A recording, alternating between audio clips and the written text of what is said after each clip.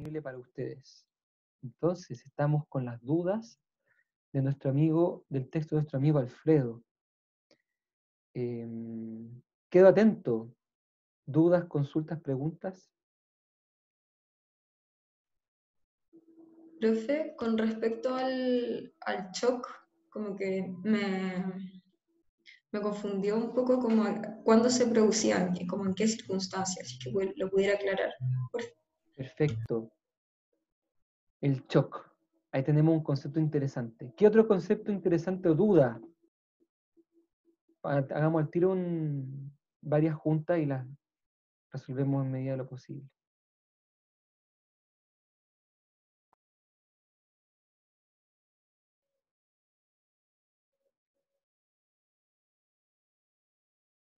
No hay más. Profe, Sí. en la cápsula, cuando se iba al punto 2 del sentimiento de comunidad, en el momento en el que hablaba de virtud y vicio, señalaba que virtud era la colaboración en el progreso social y vicio, perturbación de dicha colaboración. Uh-huh. Luego dijo algo que no entendí, que era todo lo que puede ser llamado fracaso, no es porque impide el desarrollo favorable de la comunidad, y no lo entendí porque me dio la impresión de que era como contrario a lo que había dicho anteriormente. Probablemente, sí, pero no, probablemente debe ser un tema como lo planteó el profesor Benjamín, o como lo habrás entendido tú, pero en el fondo, vicio, o sea, virtud es lo que va en el sentido del sentimiento de comunidad, vicio es todo lo que deteriora la comunidad, y fracaso es lo que no logra armar comunidad. Básicamente, vicio y fracaso se identifican. El fracaso Ok, justamente es no lograr la comunidad. ya, Y como gracias. dice Adler, eso lleva al daño propio e incluso al aniquilamiento. O sea, el que es vicioso, el que no se adapta, el que fracasa porque no rema hacia la comunidad, para Adler, según él, va a sufrir el destino del daño e incluso el ser extirpado de la superficie de la Tierra, como le pasó a la familia Buendía, ¿cierto? ¿Se acuerdan que lo conversamos? Que no hay dos oportunidades. No hay una segunda oportunidad en la Tierra para las familias que no alcanzan el amor o algo así.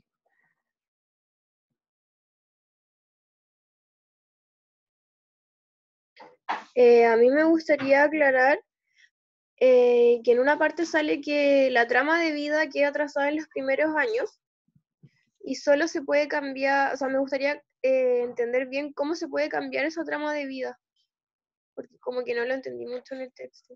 Súper. El shock, la trama de vida y su cambio. Agreguemos alguna tercera duda, algún otro tema que es bueno que resolvamos. A ver. O lo dejamos en Profe, duda. Sí. profe, en el control había una pregunta que decía de Adler de, ay, no me acuerdo, era como el deseo de estar enfermo, algo así, hablaba. Sí. Eso no me quedó claro a qué se refería con el deseo de estar enfermo, eso. Bueno, te lo pregunta él. ¿El neurótico desea estar enfermo? Chan. Ya. Tenemos 3 temas y excepto que alguien más levante la mano o quiera opinar, vamos a irnos con ellos. Profe, tengo una duda respecto como a si existiría como una sanación hacia el neurótico. Entiendo como la parte racional que tienen que entenderlo, pero no entiendo mucho como si lo emocional cumple algún factor o no, está como totalmente de lado. Eso no lo entiendo muy bien. Claro. ¿Qué tal Y esta si es pregunta? lo racional, es como, ¿de qué manera sería? O sea, no sé, es como eso, sí. Nada, eso. Qué interesante tu pregunta, me encanta. Me encanta porque se enlaza con un tema que yo quería tocar después. Y es una buena pregunta para hacerle a Adler, porque en esto también se va viendo lo que nosotros nos propusimos hacer hoy día. ¿Se acuerdan que empezamos a ver queríamos ver la relación de Adler con la PSIP, con la psicología integral de la persona. ¿En qué sentido Adler es integral de la persona y en qué sentido no lo es? ¿Cierto? Y esta es una buena pregunta para hacerle. Tenemos 4 temas. Vamos a tratar de abordarlos entonces para partir aclarando. El shock. Shock. El shock viene a ser como una experiencia dura, difícil, ¿cierto? Impactante, choqueante. Por ejemplo, la traición de un amigo. Por ejemplo, el que, el que te pateen de un día para otro y que ya tenga otra persona a su lado. Por ejemplo, el que un día para otro te expulsen de algo. El que un día para otro te enteras de que en tu casa estaba pasando algo que tú no sabías y que era muy importante. Shock son esas experiencias que podrían o no ser traumáticas, pero son fuertes. ¿Cuál es el papel del shock en la neurosis? Y con eso tocamos el punto 2 que estoy señalando acá, que yo quería tocar hoy día. Ya qué maravilla como tus preguntas me van adelantando la materia. Uy, puse todo en amarillo, qué feo. Ahí sí. Entonces vamos con ese punto 2. Acuérdense que Adler considera que neurótico es el que persigue este afán de poder, ¿cierto?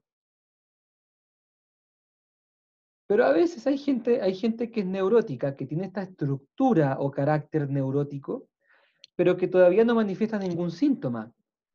Digámoslo de otra manera, los arreglitos le han resultado.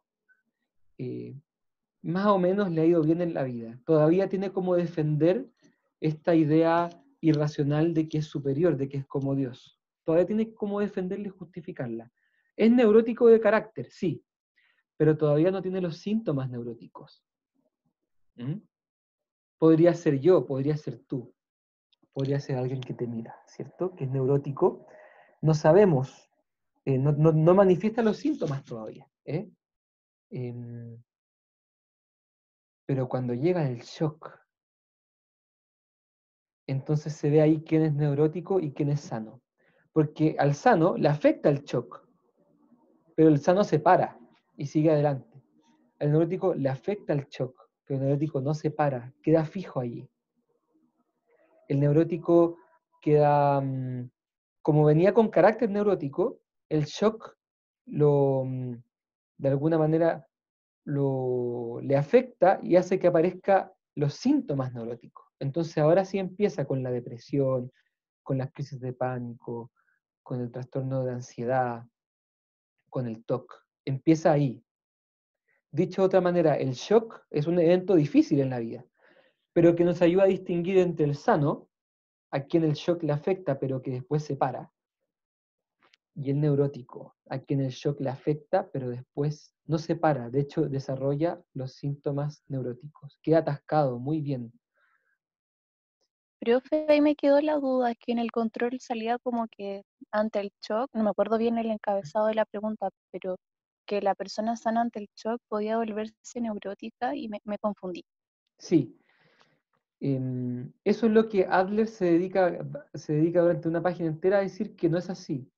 Él explica que la persona normal, Ujú. cuando le toca vivir el shock, le afecta, pero se para.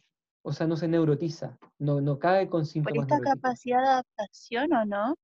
Claro, porque tiene como no busca rígida e inflexiblemente la superioridad, se sabe adaptar, sabe aceptar que hay cosas difíciles, pero que la vida tiene cosas difíciles nomás y que hay que seguir adelante. Eso no lo logra el neurótico, porque el neurótico es rígido, estereotipado. ¿Me explico? Entonces, claro, lo que sí pasa es que el neurótico de carácter, con el shock, cae en síntomas neuróticos.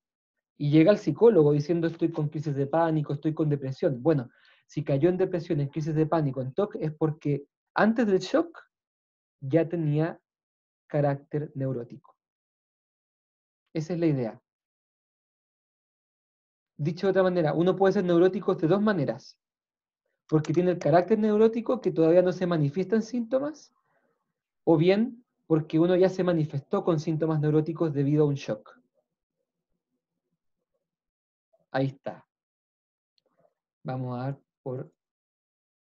ver si le podemos poner aquí un...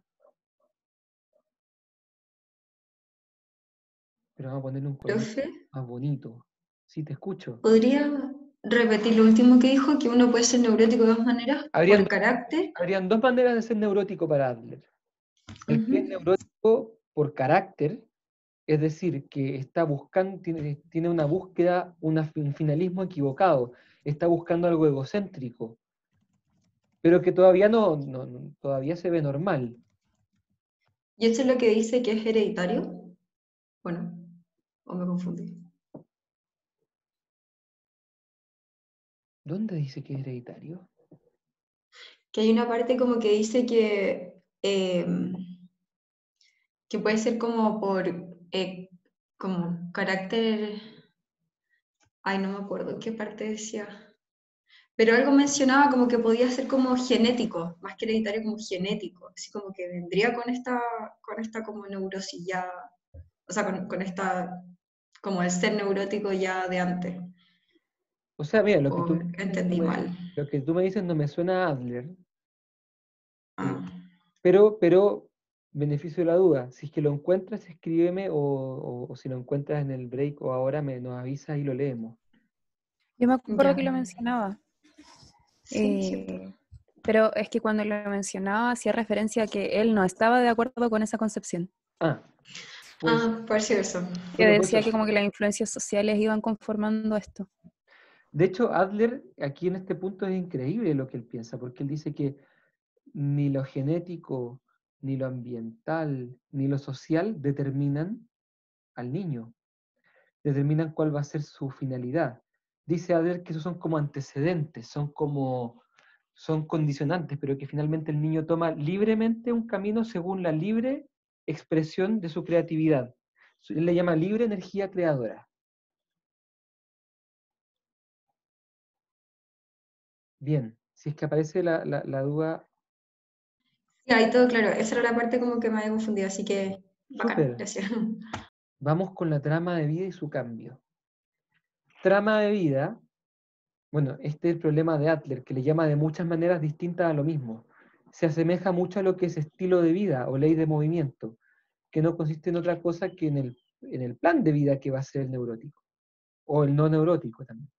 Se dice que el neurótico tiene una trama de vida, no neurótico, todos tenemos una trama de vida que se gesta, que nace en nuestra niñez. Y dice que no cambia, es inmutable, excepto que la persona pida ayuda, logre descubrir su oculto plan de vida y se instale en el sentimiento de comunidad. En ese caso, la trama de la vida sí puede ser cambiada. En ese sentido, él es optimista, cree que la persona que ha ido neurótica por la vida, que ha ido con esta búsqueda equivocada, sí puede cambiar. Pero para eso necesita terapia y educación. ¿Ok? Voy a poner el ticket. Profe, eso lo dijo Adler, lo de la terapia y la educación, que es Sí, necesaria. sí, Ahí, sí. Sí, claro, porque el neurótico no puede, no sabe, no sabe lo que le pasa. Acuérdense que el problema del neurótico de Adler es que el neurótico eh, persigue esta finalidad descabellada, esta de ser como Dios, pero el neurótico no lo sabe, no lo sospecha, no se da cuenta, ¿eh? Ese es el drama. Por eso es que Adler dice que el neurótico se le debe perdonar, porque en cierto sentido dice que actúa por ignorancia. Como no sabe lo que le pasa, no se puede hacer responsable. O es muy difícil hablar de responsabilidad. Por eso dice que la persona madura perdona al neurótico, porque capta que en realidad el neurótico no es tan libre en su manera de ser.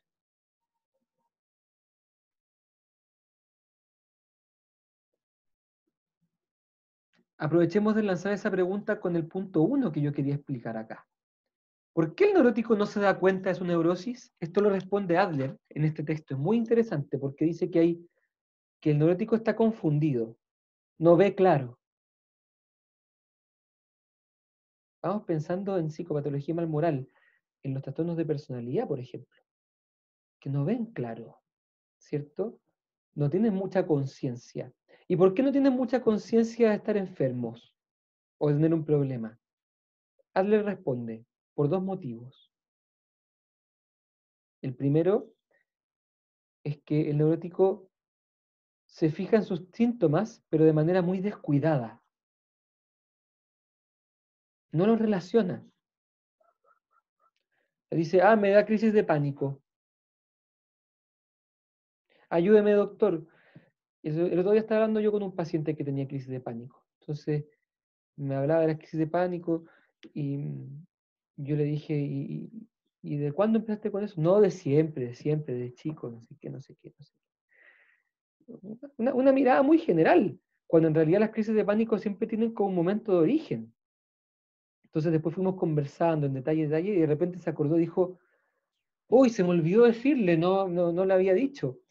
En realidad esto partió porque una vez fui a un médico y un médico me dijo porque tenía una especie como de protuberancia acá en el cuello, llegué donde un médico y el médico me vio y me dijo, no, ándate al tiro a la capital a hacerte un examen ahí porque lo que tienes puede ser muy malo.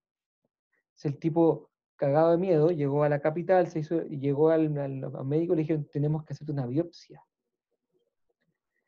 Entonces, a partir de ahí, él se imagina que todo lo malo que le pasa puede ser algún tipo de enfermedad, ¿cierto? Entonces, mientras él me contaba eso, me decía, nunca me había dado cuenta que mi problema había empezado allí. Yo decía, ¿pero tú te acordás de este evento? Sí, me acordaba, pero no relacionaba eso con lo que estoy viviendo ahora. ¿Me explico? O sea, el neurótico se fija en los síntomas que tiene, pero no los analiza con profundidad, no los junta, no logra entender el sentido que tienen, porque está interferido emocionalmente, ¿cierto? Y ahí vamos al segundo punto. ¿Por qué se fija descuidadamente en los síntomas? Bueno, dice que el neurótico avanza hacia atrás. ¿Se acuerdan lo que es el avance hacia atrás? Adler lo distinguía del orgullo que empuja hacia adelante, ¿se acuerdan? Y el orgullo que empuja hacia atrás. El orgullo que empuja hacia adelante lleva a la persona a querer ser superior y a manifestarse de manera explícita en logros. Por ejemplo, Cristiano Ronaldo, un tipo que empuja hacia adelante, le va bien, lo logra todo. El avance hacia atrás es cuando es la retirada, ¿cierto? Que como veo que no voy a ganar, que no voy a ser superior, me retiro, ocupo un arreglito y digo, bueno, por último, no fui el Cristiano Ronaldo porque tenía crisis de pánico, ¿cierto? Pero si no la hubiera tenido, lo hubiera alcanzado. Que se cuide ese Cristiano Ronaldo, ¿eh? Que se cuide de mí. Entonces dice que este avance hacia atrás, el neurótico no lo puede frenar, le cuesta mucho porque está con todas las tareas de la vida, la de la comunidad, la familia, el amor, que le hacen sentir temor al fracaso, y está preso de tanto temor que no piensa bien, no se da cuenta de lo que le pasa. Y sigue yendo para atrás. ¿Se acuerdan cuando estudiamos el temor en afectividad? Decíamos que uno de los efectos del temor era la contracción. Es decir, en vez de la distensión hacia afuera o hacia adelante, la contracción es la retirada hacia adentro. Y cuando hablábamos de la contracción, que Tomás de Aquino lo definía como el abandono de la periferia de la ciudad y los ciudadanos se escondían en el centro, dejando lo que está alrededor a merced de los enemigos.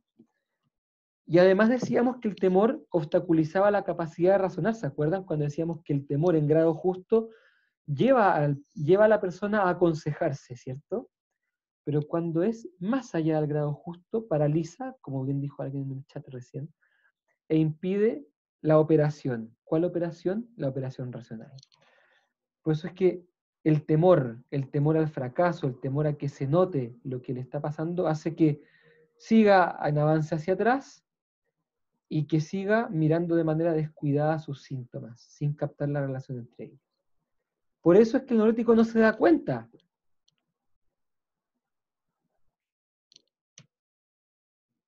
Por eso es que muchas veces el neurótico, cuando está en la sesión y empieza a hablar, empieza a decir, primera vez que noto esto. Primera vez que me doy cuenta de esto. ¿Por qué? Bueno, porque hay alguien con quien puede hablar las cosas sin temor. Y puede la persona atreverse a pensar algunas cosas. Entonces, la relación terapéutica y como permite salir adelante. Y con esto tenemos visto el punto 1 y el punto 2. Vamos a la pregunta. ¿El neurótico desea estar enfermo? Y en realidad me quiero agarrar del texto de Adler. A ver si es que la encuentro.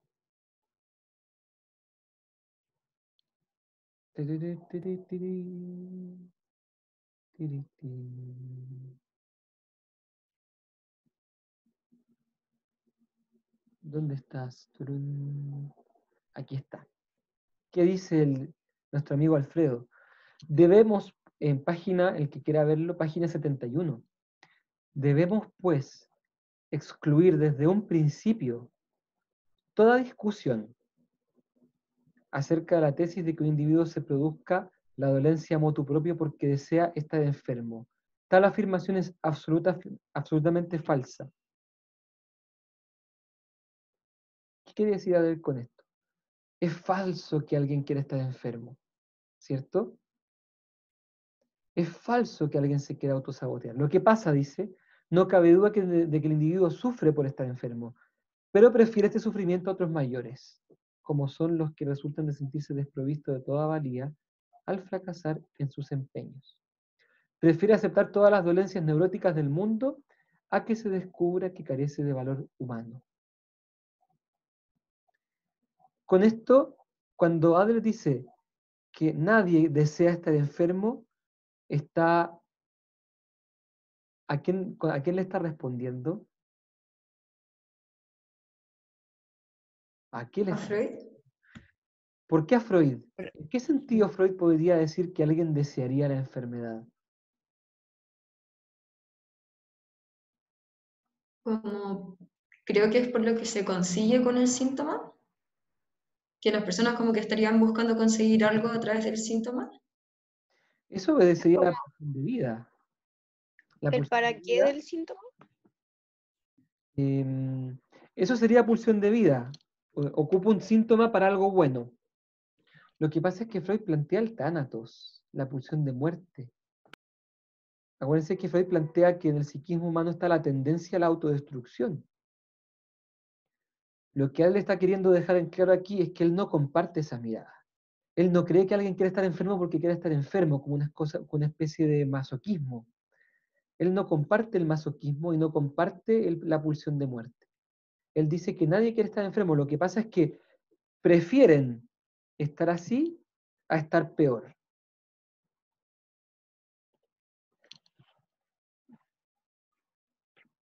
Se parece mucho a lo que planteaba Tomás de Aquino respecto del odio a sí mismo. ¿Se acuerdan? Que él decía que nadie se puede odiar directamente a sí mismo, incluso el que se suicida.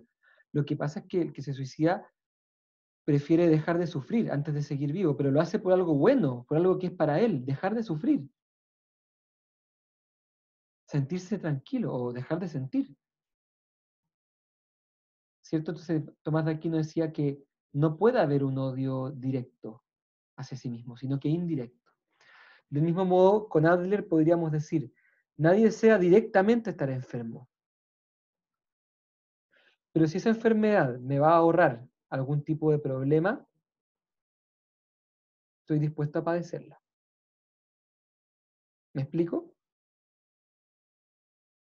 Con eso, Adler se desmarca de todos aquellos que piensan que hay gente que quiere estar enferma porque sí, que le gusta estar enferma porque es como una especie de gusto sádico, masoquista. No desea estar enfermo, pero la enfermedad pucha que le sirve. Eso podríamos decir. No lo desea, pero bueno, sí, si le es útil.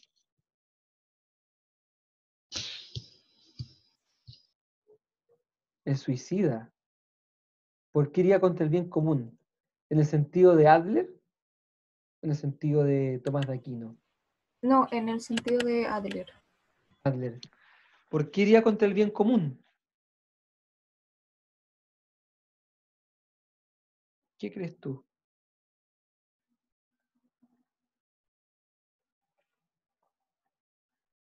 Que alguien se anima a responderle a la compañera. Ensayemos una respuesta. ¿Por qué? ¿Por qué iría contra el bien común un suicida en el ejemplo de Adler? Porque no contribuye a la sociedad quitándose la vida. Yes. Acuérdense que para Adler lo único, o sea, todo lo virtuoso y lo bueno que hay que hacer solamente es lo que construye la comunidad. Lo que no construye comunidad habría que desecharlo.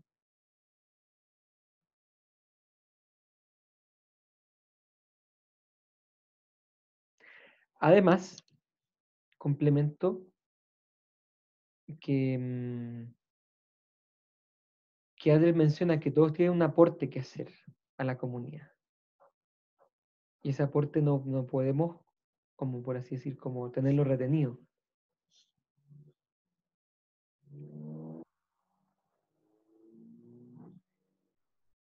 ¿Basta con lo racional para que el neurótico sane?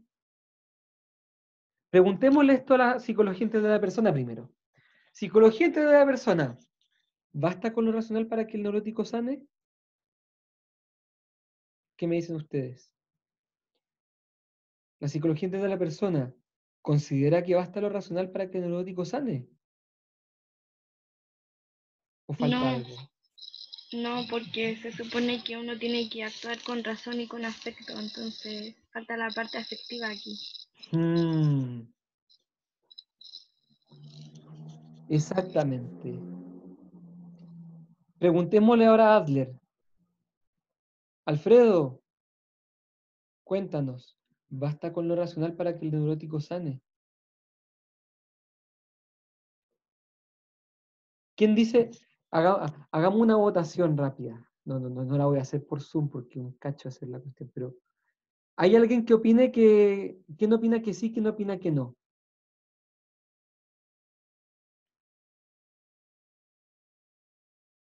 A partir de lo que hemos leído de nuestro amigo Alfredo.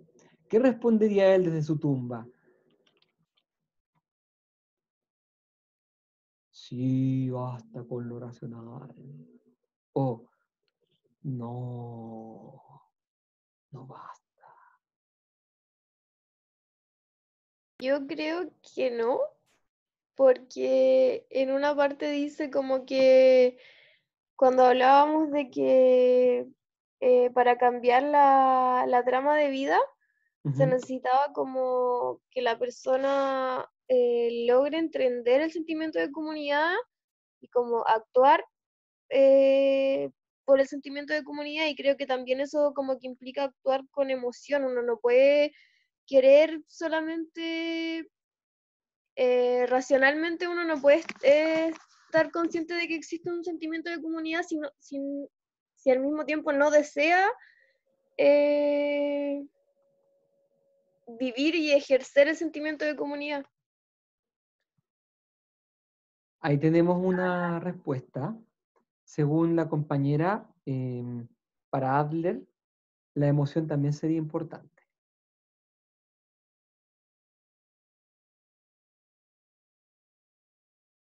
En el chat, también mucha gente sale a defender a Alfredo. Yo creo que no. Yo amo a papi Alfredo. En realidad, Alfredo es mi verdadero papi, ya que plantea que el sentimiento de comunidad, y eso implica una parte afectiva, pero también racional. Yo creo que no basta, papi Alfredo no se habría equivocado. Cuando comprende lo errado, la comunidad debe incluirlo también para que viva el sentimiento de comunidad. Está difícil, dice alguien.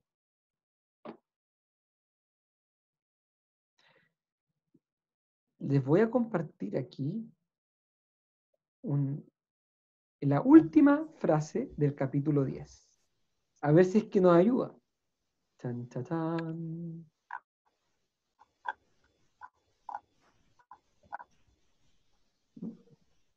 Cada uno la puede leer.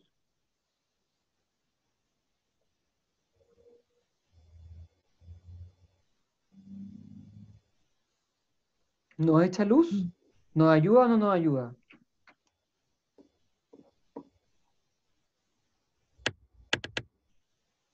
Que llama la atención porque dice solo, solo puede lograrse, no sé.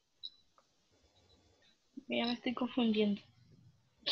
Yo también me estoy confundiendo. Vamos, aquí tenemos una cita. Esta es una que yo creo que algo nos dice, pero hay otra más. Déjeme ver si la encuentro rápido.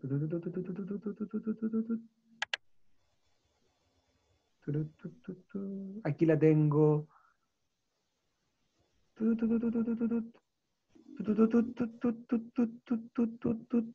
Aquí está.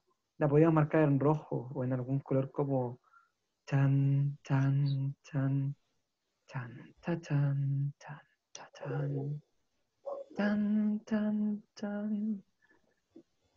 Si un hombre supiera cómo ha llegado a desviarse del camino, alejándose del sentido de la evolución, entonces abandonaría el rumbo equivocado y se reintegraría a la comunidad.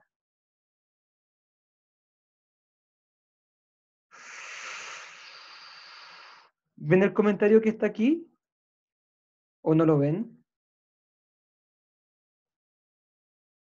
Sí, se ve, profe. ¿Se ve?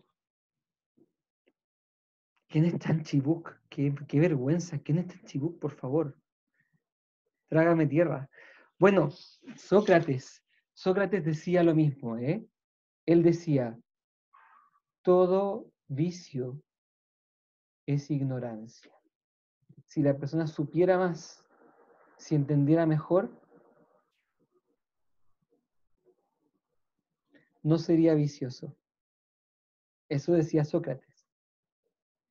Aristóteles le responde a Sócrates y le dice, Sócrates se equivoca, le dice Aristóteles. Sócrates cree que solamente la ignorancia hace al vicioso. También le cabe la posibilidad de que alguien sabiendo perfectamente lo que hace, elija hacer algo malo, dice Aristóteles.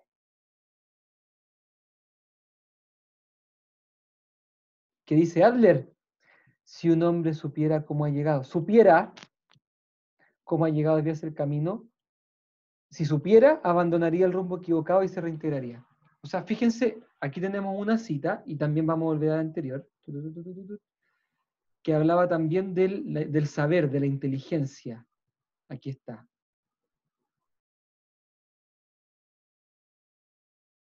Aquí está. Solo puede lograrse recurriendo a la inteligencia mediante una creciente comprensión que le induzca a reconocer sus errores. Luego, le facilita al mismo tiempo el desarrollo de ese entendimiento comunidad. Miren, yo no soy experto en la obra de Adler, no la he leído toda. Pero no es primera vez que le leo algo como esto. Si fuese así, si esto fuese cierto, quizás Adler sería como una especie de neosocrático. Es decir, alguien que considera que el vicio y la neurosis son un problema de conocimiento. Acuérdense que Adler decía que el neurótico va a ser neurótico mientras no conozca su oculto plan de vida, pero que si lo conociera, dice Adler, tendría que cambiar su estilo de vida. O sea, bastaría con conocer. El conocimiento derribaría la neurosis.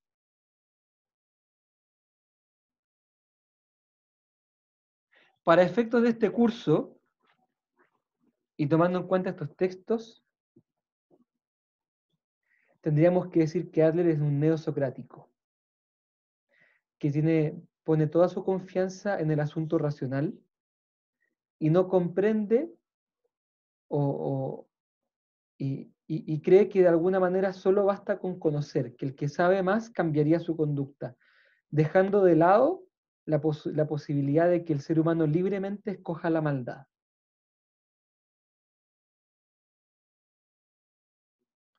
¿Cierto? En la psicología integral de la persona, la postura es más cercana a la de Aristóteles. en la que se piensa que uno puede equivocarse por 3 motivos, dice Aristóteles. Primero, por ignorancia. Ya, ok, sí, hay gente que se equivoca por ignorancia. Ya eso hay que perdonarle. Segundo, por afecto, dice Aristóteles. El afecto tan potente que no se puede controlar. O sea, la persona termina haciendo lo que no quería, pero por afecto, y después se siente mal, como el incontinente. A ese hay que perdonarle también, dice Aristóteles. Y tercero, el vicioso, que elige hacer el mal, que sabiendo lo que es bueno y lo que es malo, escoge libremente dañar, escoge libremente lo que le satisface a él, aunque le haga daño a los demás. Ese, dice Aristóteles, no se le tiene que perdonar tan fácil, ¿cierto? No se le tiene que mirar con tanto cariño, porque ese es peligroso.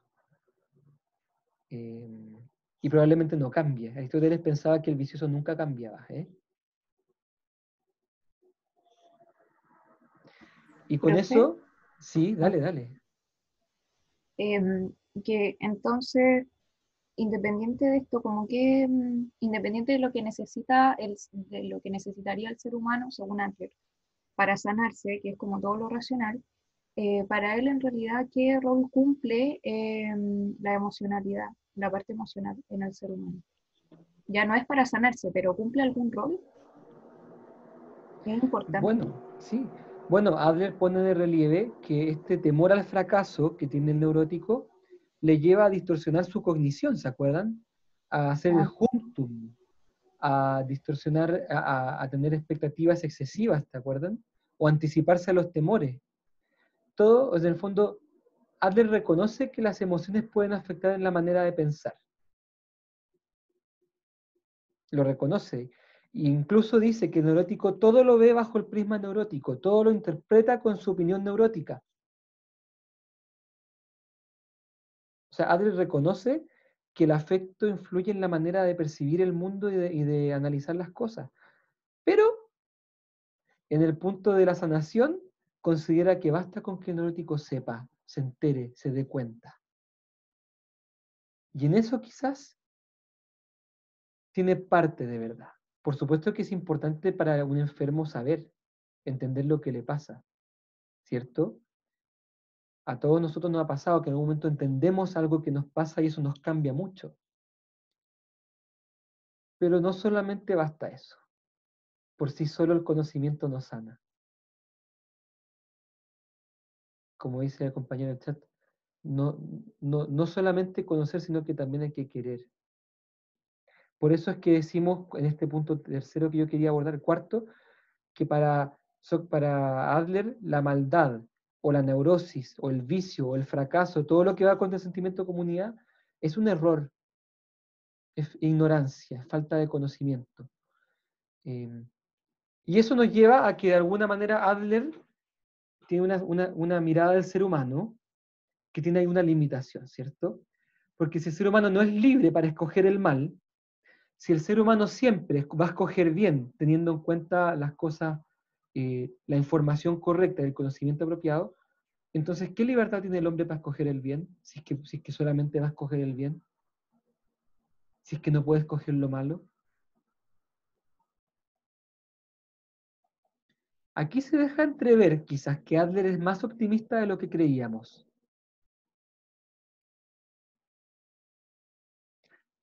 Posiblemente Adler tiene la impresión de que el ser humano tiende intrínsecamente al desarrollo,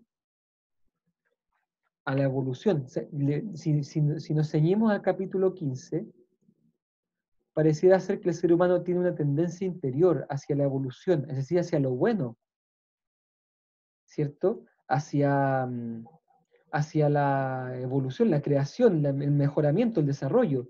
Pero serían algunos sucesos sociales, culturales, como por ejemplo conocer la guerra, la educación que enseña las cosas de la muerte para matar, lo que haría que los niños, los individuos, abandonen el sentimiento de comunidad que vendría como innato. ¿Se nos está revelando Rousseau? ¿Está apareciendo Rousseau? ¿El salvaje bueno? Parece que sí. Parece que sí. Y esto se enlaza con este punto que quería plantear acá del vitalismo. Esta creencia que plantea Adler, de que el cosmos tiene una dirección vital, que hay como una especie de vida que actúa, que tiende hacia lo mejor, hacia la evolución. En filosofía se conoce como una doctrina que se llama vitalismo. Y hay un vitalismo, y en el caso de Adler, un vitalismo evolucionista, que consiste justamente en eso, en creer que hay una especie de fuerza en el universo que tiende hacia el bien, que tiene una finalidad, que tiene vida. No necesariamente un Dios, de hecho. Los vitalistas no niegan, ni atacan, ni aceptan la idea de Dios, sino que se cercioran de que en la vida hay como una especie de tendencia general hacia el desarrollo. Es como una especie de... al final es como una creencia, una fe, como dice Adler, una metafísica, que apunta a... que es optimista y positiva, y que piensa que todas las cosas van para mejor, ¿cierto? Y que todo tiende a la evolución. Y como dice Adler, esto lo prueban años de años de evolución de la materia, de la naturaleza y de los seres humanos. Vitalismo se llama esta doctrina. Lo curioso es que el vitalismo habla de esta energía, de esta fuerza, pero no dice de dónde surgió esta fuerza.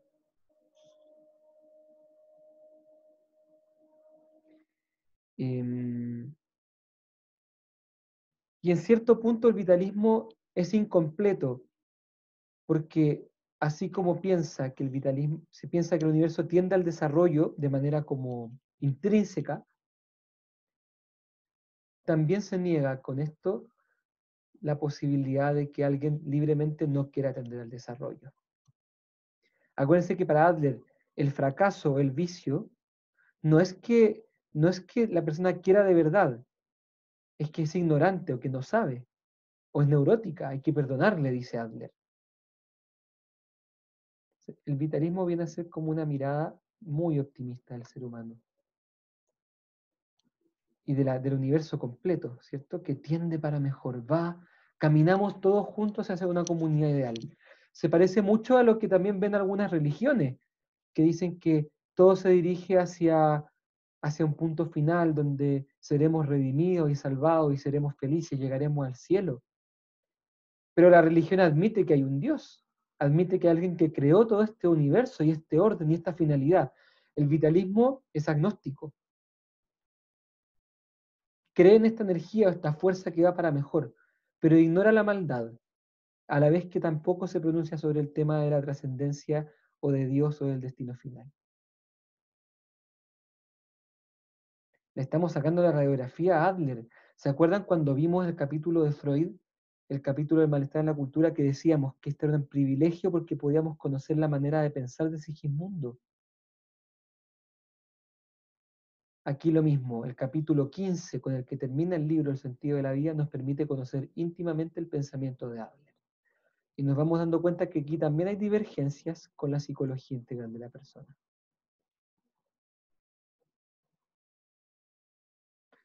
¿Les parece que hagamos un aro aquí? Me quedó pendiente, la verdad, como norma. En la vuelta a ver si alcanzamos a verlo, porque también tenemos que ver otras cosas. Nos damos 15 minutos. A las 5 nos volvemos a ver. ¿Les parece? Sí, Profe, pero gracias.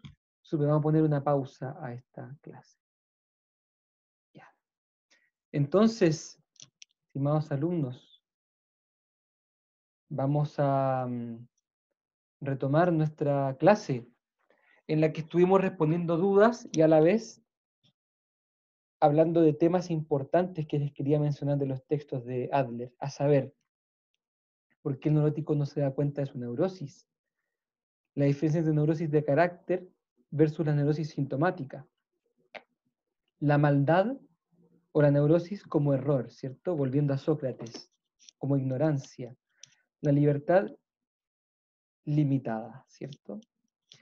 Y el vitalismo, esta mirada, esta corriente de vida esta corriente filosófica que piensa que todo el universo, el cosmos, se dirige como un todo hacia el desarrollo pleno. ¿Mm? Nos queda esto de la verdad como norma, que muchas veces Adler habla de la verdad. ¿Se acuerdan? La verdad, la verdad. Es muy bonito, muy interesante cómo él plantea que hay una verdad, ¿cierto? Dice, no sé si es que yo soy capaz de conocerla bien, pero que hay una verdad es cierto. Y que tenemos que aproximarnos a ella, sí.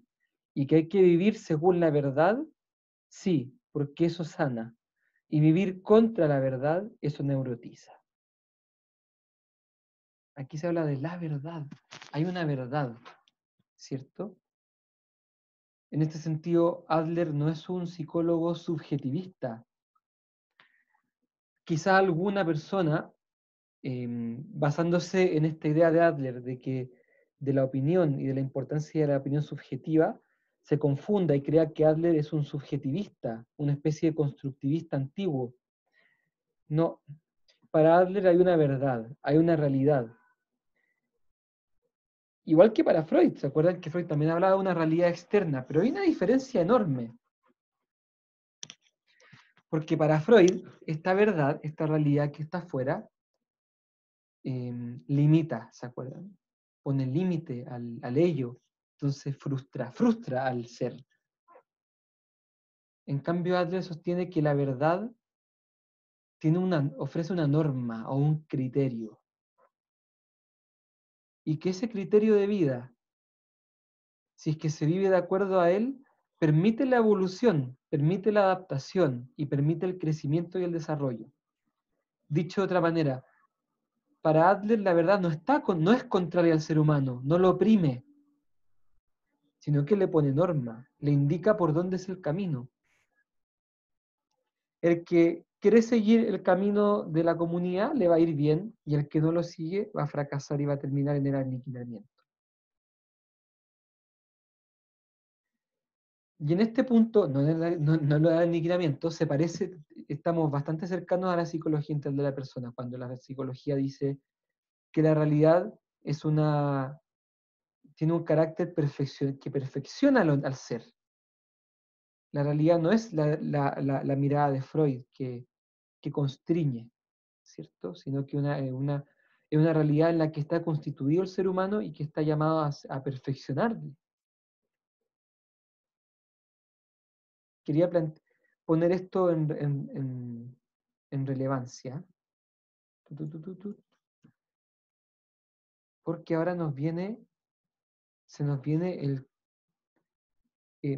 hay un punto que yo quisiera plantear antes de que empecemos con el cuadro comparativo.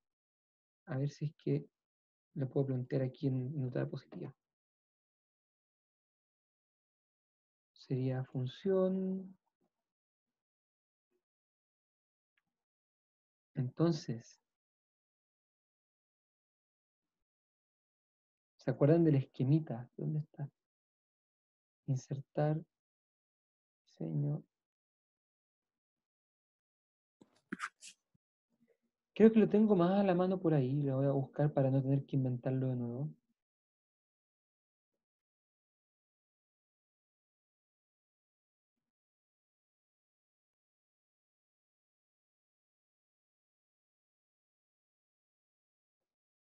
Ah, miren, este les va a gustar. Algún día les puedo hacer esta presentación.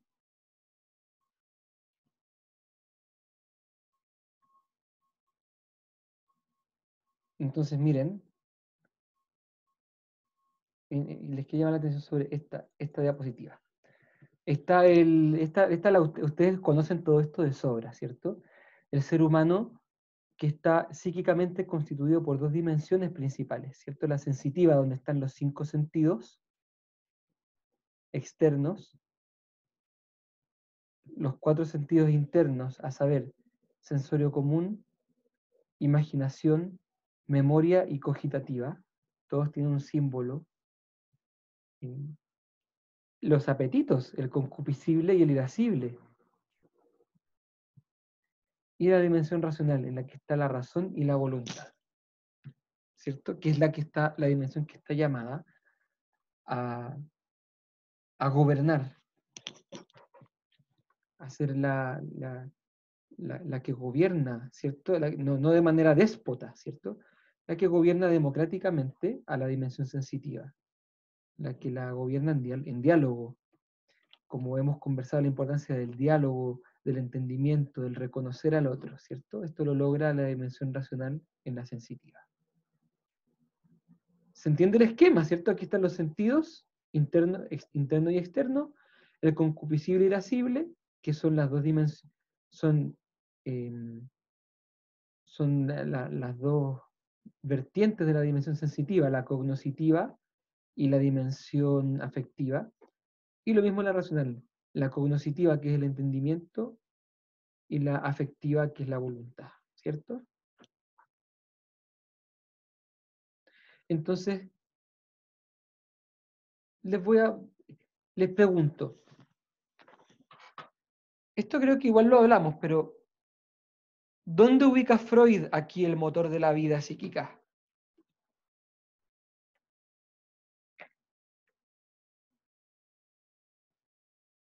¿En lo sensitivo? Sí, seguro que en lo sensitivo, pero si tuviéramos que elegir más específicamente algún lugar dentro de lo sensitivo, ¿En el concupiscible?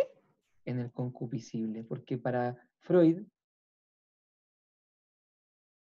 o al menos el Freud antes de la pulsión de muerte, ¿cierto?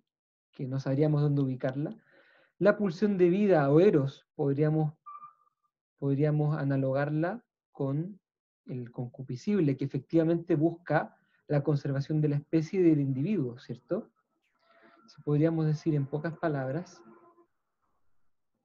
qué entretenido, déjenme, voy a buscar una foto de Freud. Vamos a ponerla al tiro.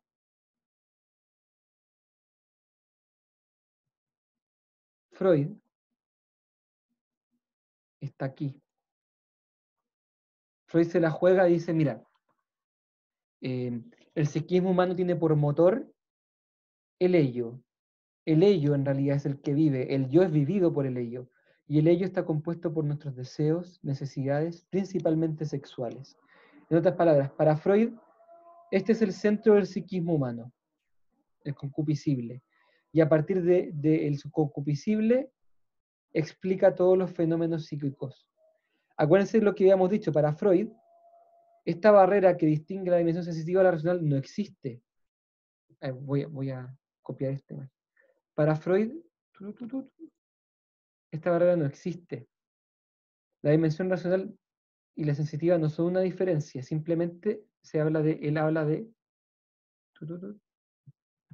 aparato psíquico, que estaría compuesto por los sentidos, por los afectos y por el entendimiento de voluntad, que para Freud en realidad son como fenómenos, son como por así decir, una extensión de lo sensitivo.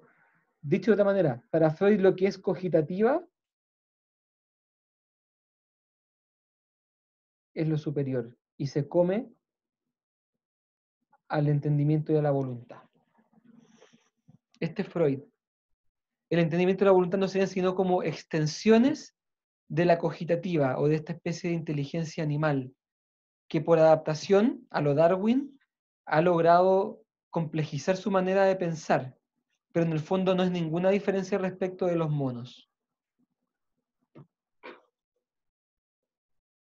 ¿Qué diríamos de Adler? Vamos a buscar la foto de Adler, qué entretenido esto. Adler. ¿Dónde ubicaríamos a Adler acá? ¿En qué, para Adler, cuál sería el centro del dinamismo psicológico? ¿Racional? ¿El entendimiento? El entendimiento, lo racional, ya, ¿alguna otra respuesta?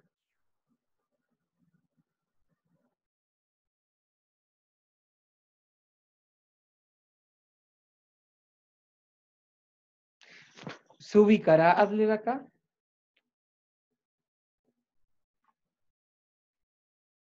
¿Se habrá iluminado Adler?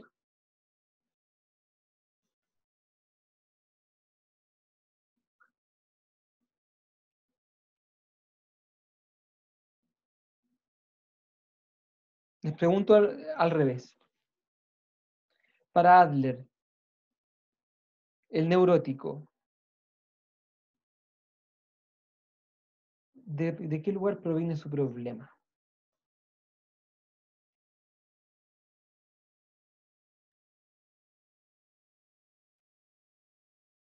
Acuérdense que Adler dice que el neurótico ha hecho una elección inconsciente en su infancia.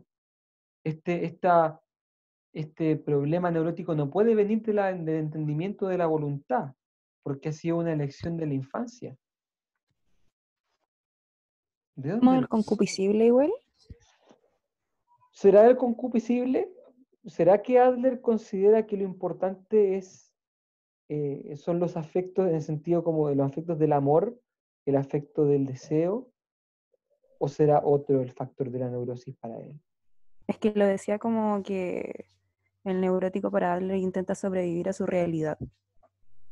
Entonces juzgando la realidad de acuerdo a esto, a sus deseos. Hay algo más profundo que el hecho de sobrevivir a la realidad para el neurótico. ¿Cómo define Adler el neurótico?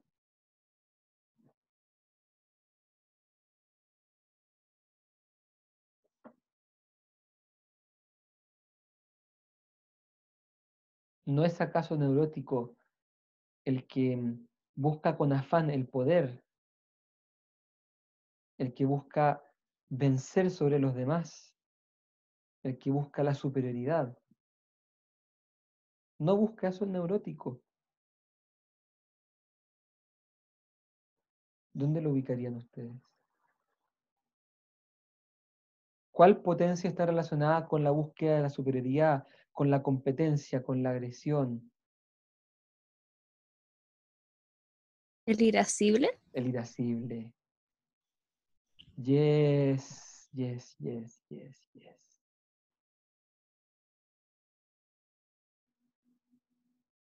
Lo que quiero proponerles en esta asignatura, en nuestro curso, es que Adler, en la dinámica del neurótico, le da centralidad al irascible. Es el irascible, acuérdense que el irascible es como el campeón y defensor del concupiscible, el que lucha para obtener las cosas, en el que nos esperanzamos y con audacia enfrentamos los temores y con los que nos enojamos, que es lo que necesita el neurótico para mantenerse en su superioridad. Necesita tener esperanza, ¿cierto?, de ser superior.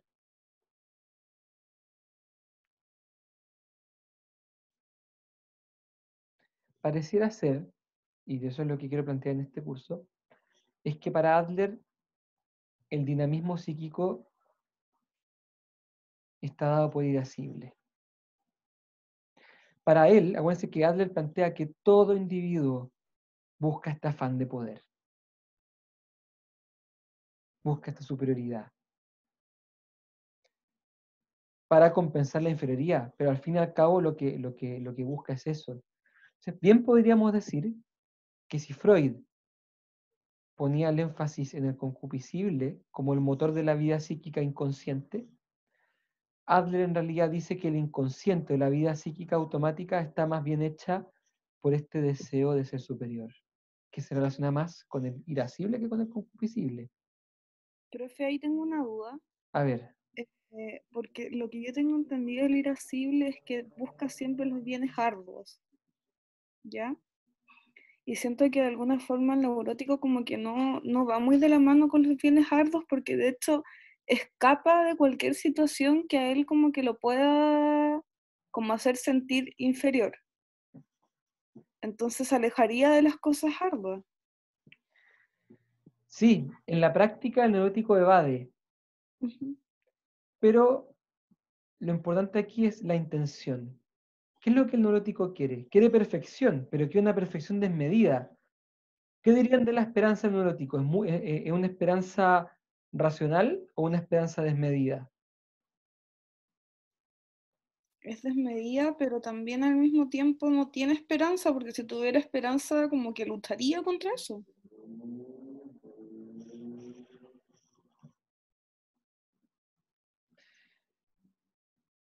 Tiene una esperanza tan puesta en algo tan perfecto una perfección tan grande que teme no alcanzar esa perfección.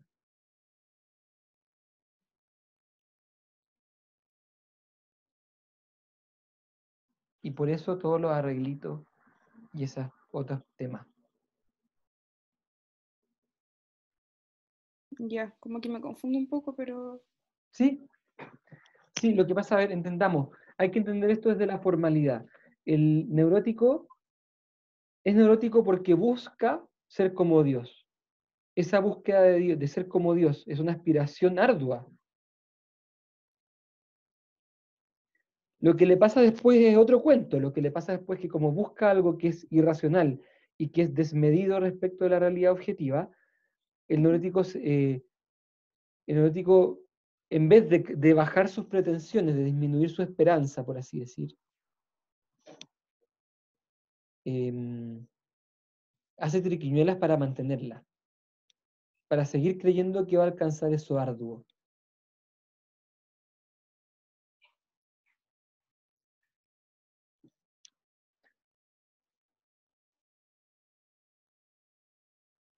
¿Me explico? sí, sí, gracias, profe. Sí. Habría que... es complicado lo que estoy diciendo porque habría que tratar de estudiar cómo se entiende el resto de las cosas que plantea Adler en este esquema. Pero este es un buen inicio. Pensar que para Adler el neurótico tiene el centro de su vida psíquica dañado por acá. Este es el... Obviamente, como todos sabemos, una desviación del afecto, como dice alguien en el chat, proviene primero de que la cogitativa busca algo desmedido, ¿cierto? La cogitativa es la que genera, la que se va a expresar de manera afectiva, o la que va a mandar la información para que los afectos se expresen, es cierto. Pero bueno, eso se aplica también para todo lo que es afectivo, se puede reducir a la cogitativa. Lo que quiero decir es que para Freud, el problema neurótico está acá. Esto es lo que Freud dice que está problemático. Para Adler, aquí está el problema. Profe, y de repente no podría ser como que Adler como que reduce todo al quizás algún experimentum. Como por ejemplo, ¿qué experimentum? En el sentido de que Adler dice que todo se puede reducir a experiencias que ocurrieron en la infancia. Entonces, si dice eso, está haciendo referencia a que en la infancia hubo algún momento en el que como que él se juzgó, como que se vio Sí, como aproblemado, sí. por así decirlo. Habría que decir que para Adler este sentimiento de inferioridad proviene del experimentum. Ujú. Sí, toda la razón. Brillante comentario. La pregunta es, ¿Adler reconoce que hay una dimensión sensitiva y otra dimensión racional? No. No sé, no Yo sé. diría que es confuso porque a veces Adler habla de la razón, ¿cierto? Y habla de la educación y la importancia de entender. Pareciera que habla a veces del entendimiento, pero como Adler no maneja esta distinción de los planos, finalmente también para Adler se va armando este como menjunje, en que está todo junto. Está el sentimiento de inferioridad, el de superioridad, y está la posibilidad de entender. La voluntad no la menciona mucho. Yo creo que la sacaría. El ser humano para Adler es como esto, y bueno, el sentimiento de comunidad quizás sí, quizás el sentimiento de comunidad sí está en la voluntad. Podríamos decir que el sentimiento de comunidad se tiene que cultivar en la voluntad. Más que un sentimiento, como una especie de actitud positiva hacia la comunidad. El sentimiento podría estar acá, ¿cierto? Como sentimiento, como emoción. Pero esto se cultiva a partir del entendimiento y el que te lleva a darte cuenta que tenemos que remar todos juntos, por así decirlo. Pero lamentablemente, como Adler no tiene esta distinción entre los planos, queda todo revuelto, ¿cierto? Ah. Para Adler pareciera que el tema de la educación es primero, esto de saber, entender, conocer. Quizás este esquema está bueno, poner la luz arriba. En el sano, digamos que está muy bien de acá. El enfermo está muy mal de acá. Y aquí obviamente muy nublado. En Freud, el enfermo y el sano están muy afectados por esto que es irrenunciable. Para Freud, acá está el ello, ¿cierto? El ello es el que la lleva, el rey del aparato psíquico. Yo creo que para Adler el rey del aparato psíquico es el entendimiento. Pero en el neurótico está acá. En el neurótico está aquí abajo.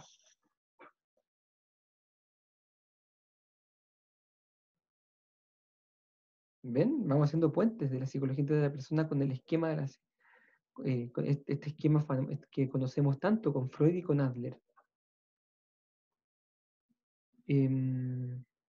Vamos al cuadrito. ¿Dónde está el cuadrito comparativo?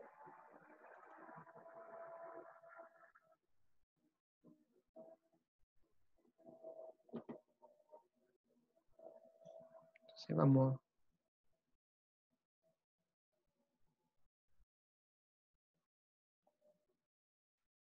A ver cómo lo puedo hacer para que se vea mejor.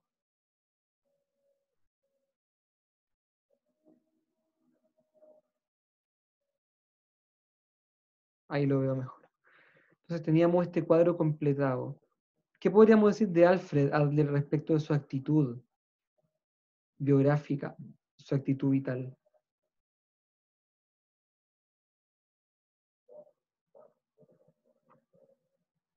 ¿Optimista? ¿Será optimista?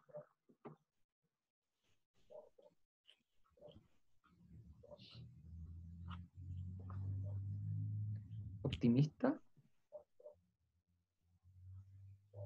Sí, yo creo que optimista. Sí.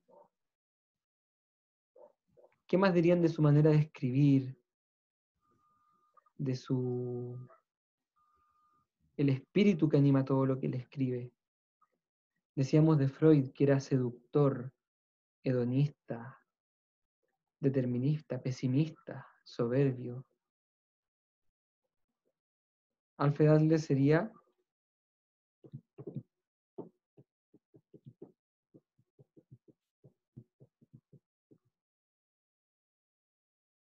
¿les pareció soberbio Adler?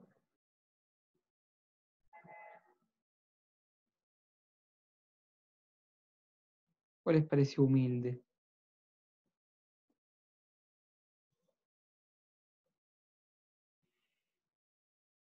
O sea, profe, la manera de narrar igual era como fome, pero obviamente no voy a poner eso, pero no sabría cómo decirlo, pero su narrativa no era como tan seductora como la de Freud, pero no sé cómo decirlo en palabras. Fome, seco, insípido, áspero.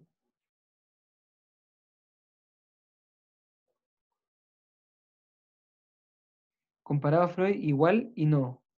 ¿Igual en qué?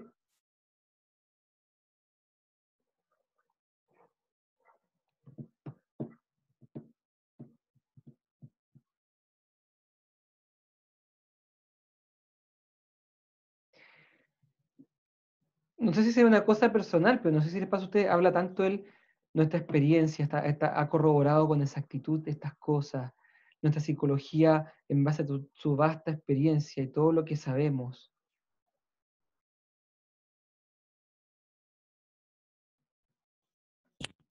Profe, ¿Mm? también podría ser un poco repetitivo. Sí. Mira, aquí hay un comentario bien interesante, determinista. Explícate más, por favor, eso del determinismo, me interesa. ¿En qué sentido determinista? Esto podría ser una pregunta así como para el examen. Explique en qué sentido se puede considerar que Adler es un autor determinista.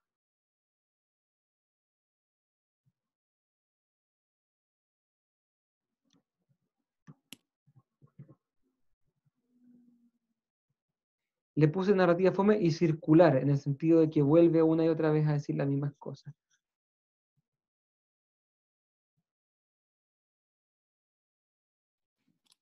igual como que trata todo el rato de dejar claro que piensa muy distinto a Freud.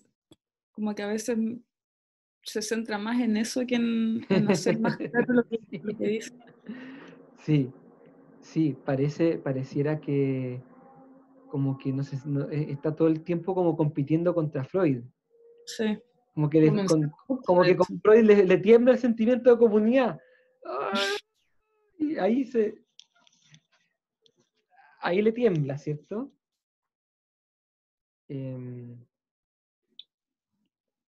Voy a ponerle un signo de pregunta. ¿Oposición a Freud? Sí, también actitud científica, igual que Freud, como tratando de buscar un tipo de verdad científica. Quizás no lo hacen con la ciencia que entendemos nosotros, pero lo trataba de buscar. Buscaba la verdad, con veracidad.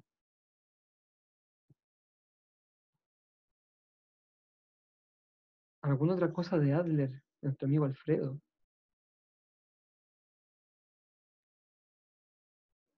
Si se nos ocurre, la vamos a agregar. El determinismo lo quedó pendiente, nadie me lo explicó, pero yo sí creo que hay como un determinismo aquí también. O quizás se están guardando la pregunta para cuando la pregunten en el examen. Explique en qué sentido se puede considerar a Alfred Adler como un autor determinista. ¿Qué tal la pregunta? Origen de la neurosis. A ver cómo están mis alumnos. ¿Cuál es El para sentimiento Adler? de inferioridad, ¿o no? Llamémosle afán de poder. Ya. Afán de poder. Que a su vez proviene del sentimiento de inferioridad.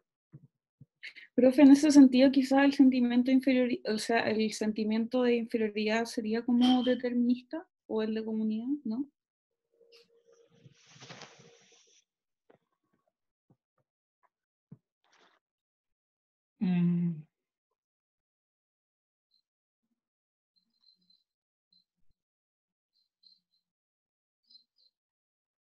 ¿En qué sentido?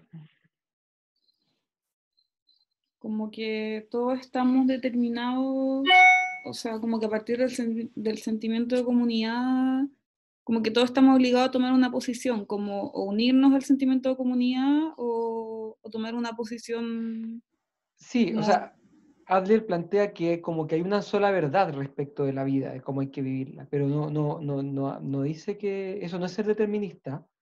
Del determinismo no nos confundamos, significa entender que todos los procesos psicológicos ocurren por algo, que todo se puede rastrear y explicar en causas, Ya. que todo lo que es una persona, nada es casualidad.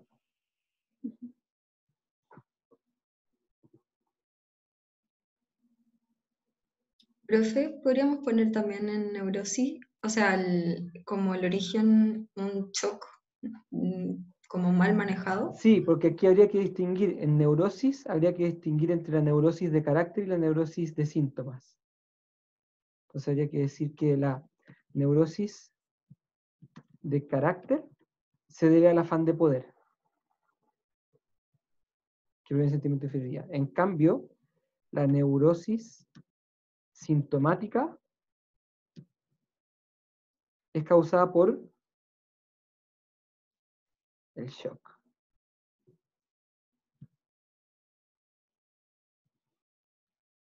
El shock sumado a la base de, no sería neurosis, aquí está, sí, neurosis de carácter más shock. Aquí sí. Habría que distinguir estas dos formas de neurosis, la de carácter y la sintomática. Voy a copiar este cuadrito acá para no tener que andar devolviendo. Ok. Se hace así. Insertar. Arriba. Esto. Listo. Ah, y se me abrió otro nuevo ya. Hermenéutica de la neurosis. Los síntomas neuróticos o la neurosis de carácter, ¿tienen algún sentido? ¿Tienen que ser leídos de alguna manera especial?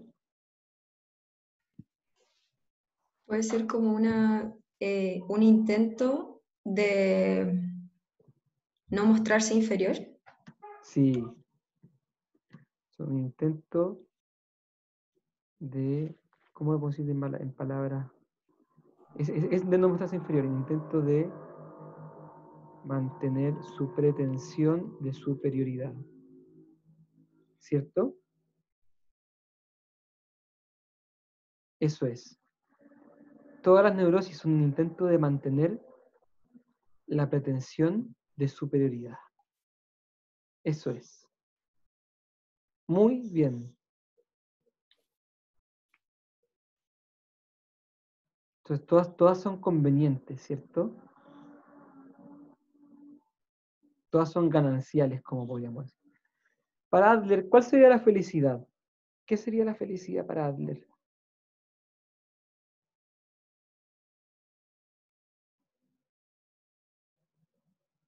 El sentimiento de comunidad. ¿Será eso? Me lo pregunto, ¿o será que el sentimiento de comunidad te lleva a la felicidad? ¿O se confundirá? Sentimiento de felicidad, de comunidad es lo mismo que felicidad. ¿Qué será?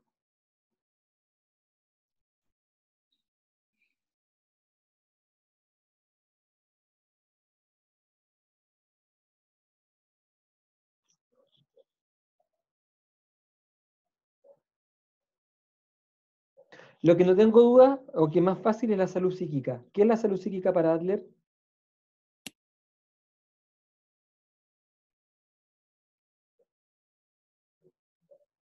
¿Quién es el sano?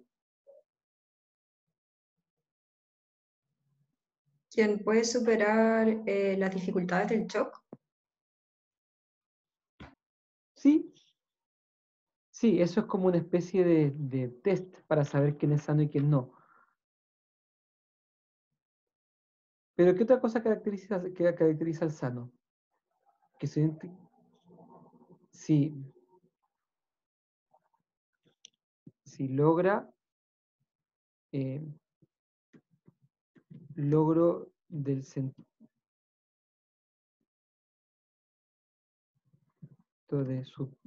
logro el sentimiento de comunidad y dedicación a las tareas de la vida, que son la comunidad, el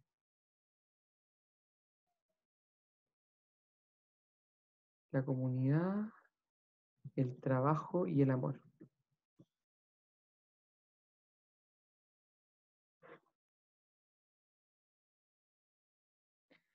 Se podría también decir que el sano es quien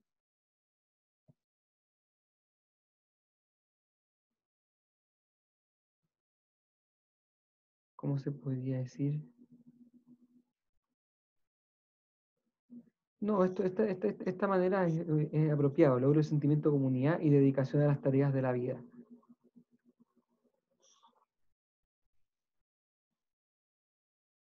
La felicidad, no sé, estoy con dudas. No sé si alguno tiene alguna idea buena. Yo no, o alguna idea, yo no. La verdad es que estoy con dudas. No sé si, no queda muy claro si la salud psíquica es lo mismo que la felicidad o no.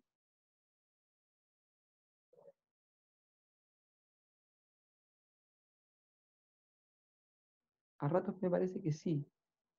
Quizás se identifican. Lo voy a poner con signo de pregunta. Y esto obviamente, como dice aquí en el chat, tiene que ver con vivir de acuerdo a la verdad, ¿cierto? Tiene que ver con eso también. ¿Cuál sería el rol del terapeuta para Adler? ¿El develador del Eros y el Tánatos? No.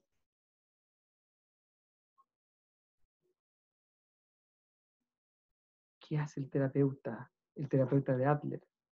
Lo vimos la semana pasada. Podría Lo ser como rol educar. educador. Ay, perdón. No dije lo mismo. ¿Educador? Sí. Sí, podríamos decir que es que tiene el rol de terapeuta es doble. Por una parte, es educador, o pedagogo, como él prefiere hablar. Pedagogo, porque le dice al paciente por dónde tiene que caminar, qué es lo bueno, qué es lo malo. ¿Se acuerdan que hablamos de eso largo la semana pasada? Pedagogo, pero también es quien descubre el oculto plan del neurótico y se lo muestra.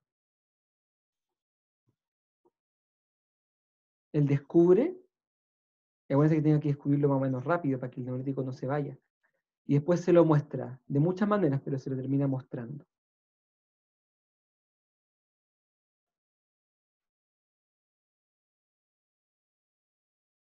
Técnica destacada. ¿Hay alguna técnica especial de la que hable Adler?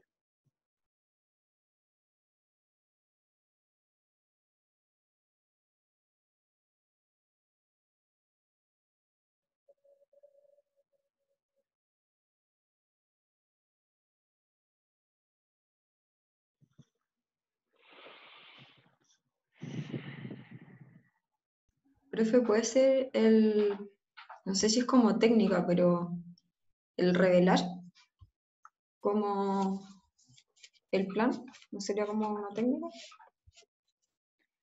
Más bien yo pensaría que la técnica es lo que utiliza para revelarle el plan.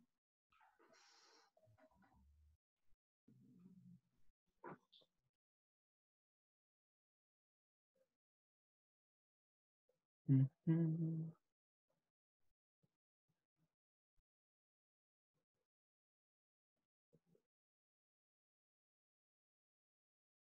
¿Alguna ¿El idea? diálogo? Sí, es eso, es muy sencillo. Es muy sencillo. Adler habla, bueno, son técnicas como varias. Una es la conversación franca, le dice.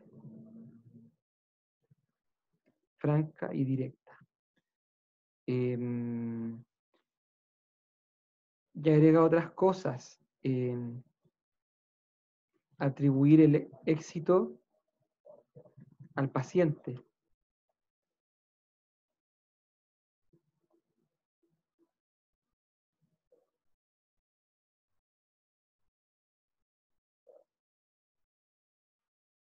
Y el otro que habíamos mencionado, que estaba hoy día, hacerle, se llama,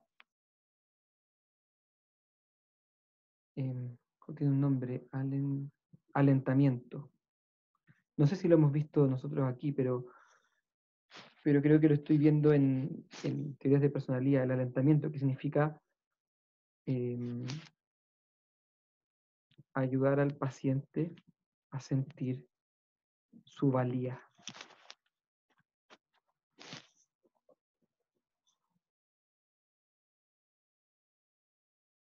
Aquí 3 temas.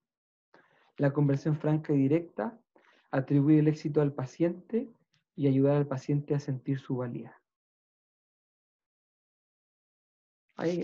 Quizá hay más tecniquitas, pero no son como técnicas gruesas, tan como en el caso del psicoanálisis está la asociación libre, la interpretación de la transferencia. Referencia al ser o a la realidad. Para Adler hay una realidad, para Adler hay una verdad.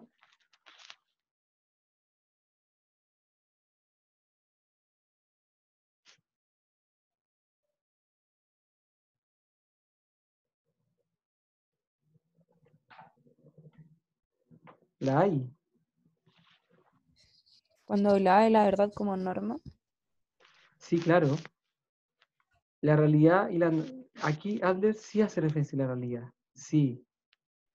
Hay una realidad, hay una realidad objetiva, hay una verdad, ¿cierto? Y esta realidad, o esta verdad, pongámosle,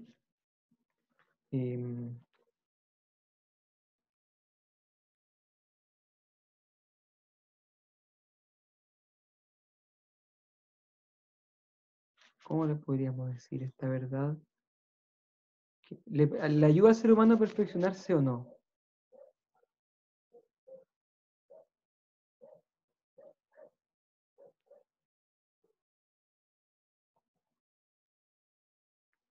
Sí, o digámoslo de otra manera, esta verdad le indica al ser humano un camino, un camino apropiado para el crecimiento.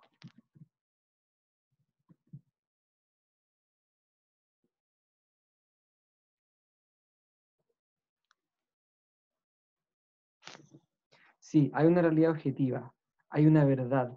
Esta verdad le indica al ser humano un camino apropiado para su crecimiento.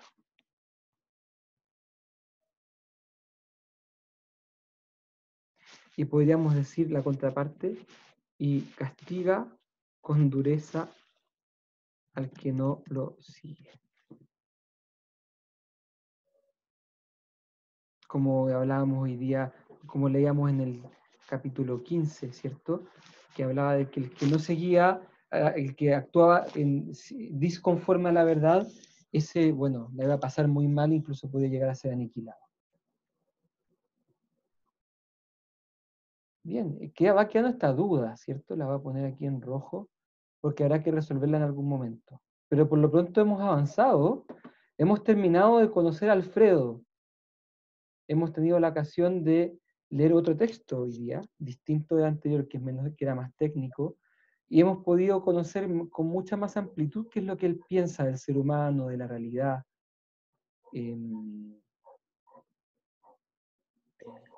de los pacientes, de la neurosis, este tema como de la ignorancia con la que él perdona al neurótico, y todos los temas que tocamos antes.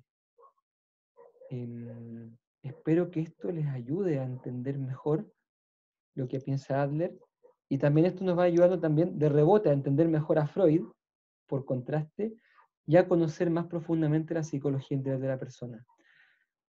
Estamos llegando al final. Como la vez pasada, les voy a pedir que me manden sus mails en parejas, nuevamente para inscribirse para la Solemne 2, y yo a cada pareja le voy a rebotar un caso clínico para que analice, esta vez cambiando Freud por Adler. Ninguna diferencia más. Bueno, durante este día espero que ustedes me manden el mail. Apenas me lo manden, yo les reboto el mail con el caso clínico. Y la base es la misma del 1, pero cambian la palabra Freud por Adler. Digo, para que no nos enredemos y tenga que subir la base para la solemne 2, en realidad es la misma que la 1, pero cambian Freud por Adler. Y una cosa más, aprovecho de comentarles que en muchos casos yo les comenté a ustedes, vamos a cortar aquí la grabación.